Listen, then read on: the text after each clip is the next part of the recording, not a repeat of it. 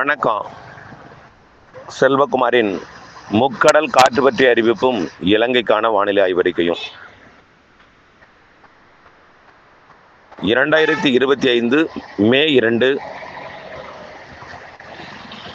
வெள்ளிக்கிழமை அதிகாலை நிலவர ஆய்வறிக்கை. அதிகாரப்பூர்வ முக்கடல் காற்று பற்றிய அறிவிப்பிற்கு இந்திய வானிலை ஆராய்ச்சித்துறை அறிக்கையை பார்க்கவும். முதலில் முக்கடல் காற்று பற்றிய அறிவிப்பு. வட இந்திய நிலப்பகுதிகளில் உருவாகி இருக்கக்கூடிய காற்று சுழற்சிகள் ஆங்காங்கே வெயிலால், வெப்பத்தால், அனலால் காற்று லேசாகி மேலெழுந்து ஏற்படக்கூடிய வெற்றிடத்தை நிரப்புவதற்காக வங்கக்கடல், அரபிக்கடல் உயரழுத்தத்திலிருந்தும் நிலநடுக்கத்துக்கு தெற்கே இருக்கக்கூடிய கடற்பகுதியிலிருந்து வெப்ப நீராவியையும் சுமந்த காற்று உள்ளே நுழைகிறது. இரு காற்று இணைவை உள்ளே ஏற்படுத்துவதற்காக, அதாவது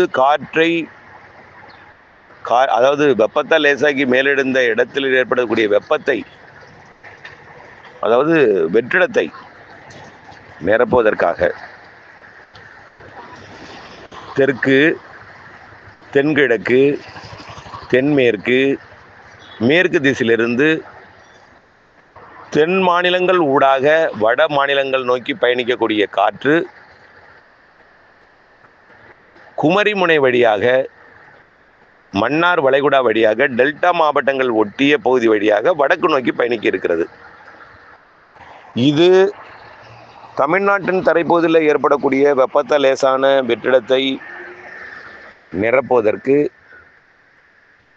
திடீரென்று தெற்கிலிருந்து வடக்கு நோக்கி பயணிக்கக்கூடிய காற்று மாலையில் திடீரென்று மேற்கு நோக்கி திரும்பும். ஆக இதிலிருந்து என்ன புரியுதுன்னா, மாலை காற்றோட வேகம் அதிகரிக்கும். மதியம் அடிக்கக்கூடிய வெயிலால் ஏற்படக்கூடிய வெற்றிடத்தை நிரப்புவதற்கு மாலையில் காற்றோட வேகம் அதிகரிக்கும். மன்னார் வளைகுடாவிலையும், பாக் ஜலசந்தி பகுதியிலையும், டெல்டாவை ஒட்டிய கடற்பகுதியில், ராமேஸ்வரம் மற்றும் தூத்துக்குடி ஒட்டிய கடல் பகுதியில். இது சித்திரை வைகாசியில் வீசக்கூடிய பொதுவான காற்று தான். அனைத்து மீனவ நண்பர்களுக்கும் தெரியும், சித்திரையில் தெற்கிலிருந்து காற்று வரும், வைகாசிலையும் தொடரும். அது தென்மேற்கு பருவமழை காலத்தில் ஆகஸ்ட் வரைக்கும் கூட தொடர்ந்து இருக்கு. வட இந்திய நிலப்பகுதிகளிலையும், வட இந்திய அதாவது வடக்கு வங்கக்கடல் பகுதியில், ஒடிசா, ஆந்திர பிரதேச கரையோரத்தை ஒட்டி உருவாகக்கூடிய தாழ்வு அமைப்புகளை நோக்கி ஈர்க்கப்படக்கூடிய காற்று டெல்டா ஊடாக பயணிக்கும். அதை வைகாசி விசாக காற்று என்று டெல்டாவில் அழைப்பீர்கள். இப்படி தென் மாவட்டங்களின் கடலோர பகுதிகளை ஒட்டிய கடற்பகுதி வழியாகவும், மன்னார் வளைகுடா, பாக் ஜலசந்தியை ஒட்டிய கடற்பகுதி வழியாகவும் வடக்கு நோக்கி பயணிக்கும். இந்த காற்று 3ஆம் தேதியிலிருந்து வேகம் அதிகரிக்க இருக்கிறது. இன்றைக்கு 2ஆம் தேதி எடை குறைந்த படகுகளுக்கு அச்சுறுத்தலை கொடுக்கும் வகையில் மாலை 5 மணிலிருந்து 11 மணி நள்ளிரவு 12 மணி வரைக்கும் கடலோர பகுதிகளில் விட்டு விட்டு அவ்வப்பொழுது வீசும். எடை குறைந்த படகுகளுக்கு மட்டும் இன்றைக்கு அச்சுறுத்தல் கொடுக்கும். 3ஆம் தேதியிலிருந்து விசை படகுகளுக்கும், அதாவது எடை கூடிய பெரிய மோட்டார் பொருத்திய விசை படகுகளுக்கும் அச்சுறுத்தலை கொடுக்கக்கூடிய காற்று அமைய இருக்கிறது 3ஆம் தேதியிலிருந்து.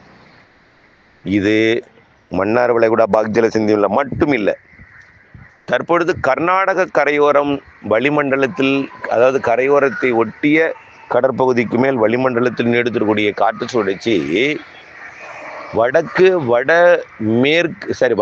வடகிழக்கு திசை நோக்கி நகர்ந்து, வடக்கு திசை நோக்கி தான், வடக்கு திசை நோக்கி நகரும் பொழுது கோவா, மகாராஷ்டிரா, குஜராத் கடலோர பகுதிகளுக்கு மேலே வளிமண்டலத்தில் நிலைபெறும் என்பதனால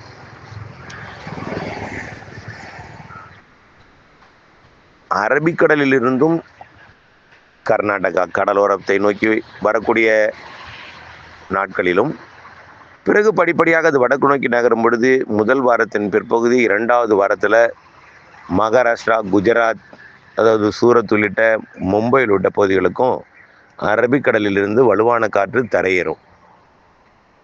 இது முதல் வாரத்தின் பிற்பகுதி, 2வது வாரத்தில் அரபிக் கடலோர, அதாவது கோவா, மகாராஷ்டிரா, குஜராத் கரையோர மீனவர்களுக்கு அச்சுறுத்தலை கொடுக்கும்.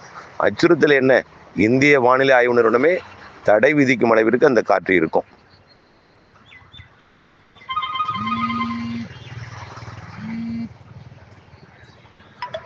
ஆகவே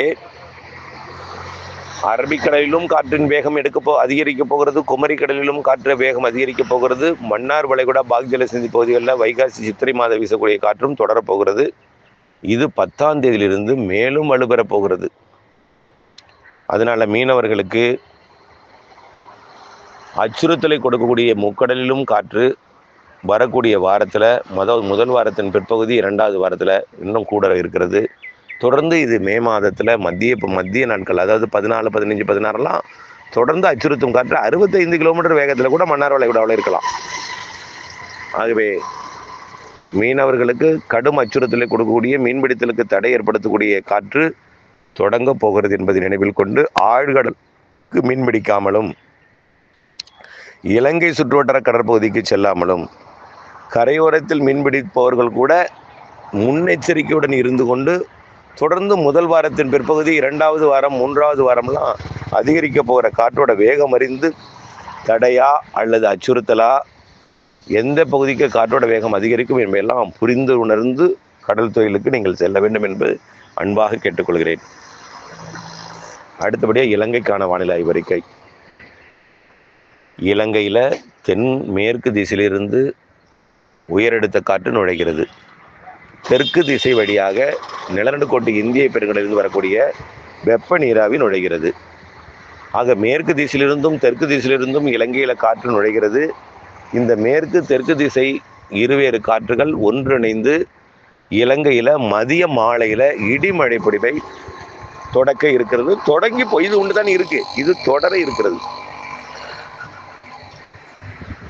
ஆக இலங்கையில் மதியம் வந்துவிட்டால் மழை வந்துவிடும், மாலை வந்துவிட்டால் பரவலான மழை இருக்கும். இப்படி அனைத்து நாட்களுக்குமே இலங்கைக்கு மழை உறுதி உறுதி உறுதி.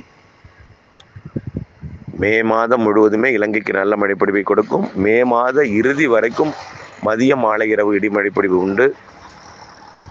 மே இறுதி நாட்களிலே தென்மேற்கு பருவமழை தொடங்கும். அது வரைக்கும் இந்த வெப்பச்சலன இடிமழை பொழிவு, இருகாற்று இணைவு வடக்கு கிழக்கு மாகாணங்களுக்கு ஒரு சில நாட்கள் எட்டும். பெரும்பாலான நாட்கள் மத்திய மாகாணங்களுக்கு எட்டும். தென் மாகாணங்களுக்கு எல்லா நாளும் இடிமழை உண்டு. பாதிக்கு தெற்கே எல்லா நாளும் உண்டுங்க. வடக்கு கிழக்கு மாகாணங்களுக்கு அவ்வப்பொழுது எட்டும். வடகோடியில் இருக்கக்கூடிய யாழ்ப்பாணம் காங்கேசத்துறைக்கு வாரம் ஒரு முறையாவது குறைந்தபட்சம் எட்டும் என்பதை நீங்கள் நினைவில் கொள்ள வேண்டும். ஆக கோடை மழைப்பொழிவு தொடர்ந்து இருக்கும், வலுப்பெறும். தென்மேற்கு பருவமழை தொடங்கும் வரைக்கும் நீடிக்கும். தென்மேற்கு பருவமழையும் வலுத்த மழை இருக்கு. காற்று பகுதி என்று அழைக்கக்கூடிய யாழ்ப்பாணம், புத்தளம் போன்ற பகுதிகளுக்கும் இந்த ஆண்டு தென்மேற்கு பருவமழை காலத்தில் காற்று சுழற்சி மழை இருக்கும் என்பதை நினைவில் கொண்டு வானிலை ஆய்விற்குடன் இணைந்திருந்து வானிலை அறிந்து விவசாயம் செய்திட அன்போடு கேட்டுக்கொள்கிறேன்.